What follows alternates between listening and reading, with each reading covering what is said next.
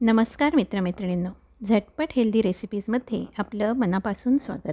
मागच्या आपल्या व्हिडिओमध्ये एका पिठापासून नाश्त्याचे 4 प्रकार कसे बनवता येतील ते आपण पाहिलं. त्यासोबत खाता येण्यासाठी इन्स्टंट चटणी कशी बनवता येईल ते आज आपण पाहूयात. कधीकधी घरामध्ये नारळ नसतो, मग अशावेळी इन्स्टंट खोबऱ्याची चटणी कशी बनवता येईल ते आपण बघूया. यासाठी आपण वापरणार आहोत सुकं खोबरं. हे सुकं खोबरं कसं कापून घ्यायचं आहे हे इथे आपण बघतोय. मी इथे विळीवरती सुक्या खोबऱ्याचे असे लांब काप चिरून घेते आहे.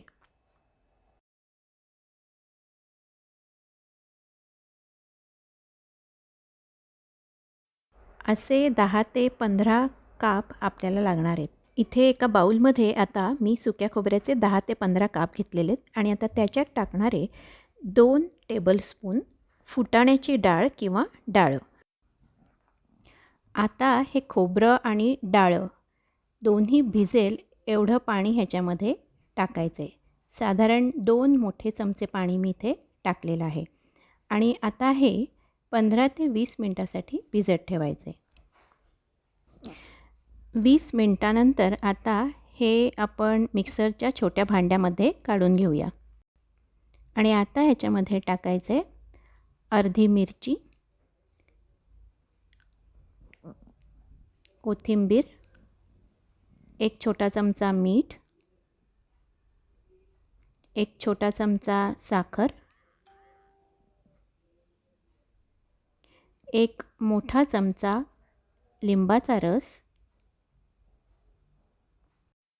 आणि गरजेपुरतं पाणी. आता हे सगळं मिश्रण मी मिक्सरमधनं काढून घेतले आणि आता ह्याच्यावरती फोडणी घालणार आहे. फोडणीसाठी इथे 2 मोठे चमचे तेल घेतलेलं आहे आणि नेहमीप्रमाणे ह्याच्यामध्ये मोहरी, हिंग आणि हळद घालून फोडणी करायची.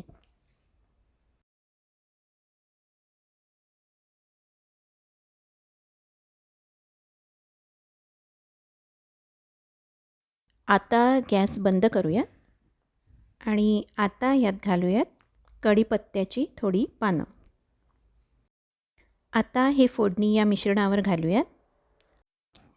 हे छान असं मिक्स करून घ्यायचे.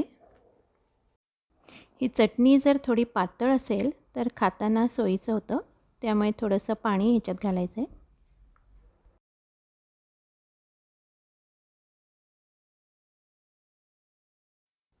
आणि आता ही आपली चटणी तयार आहे.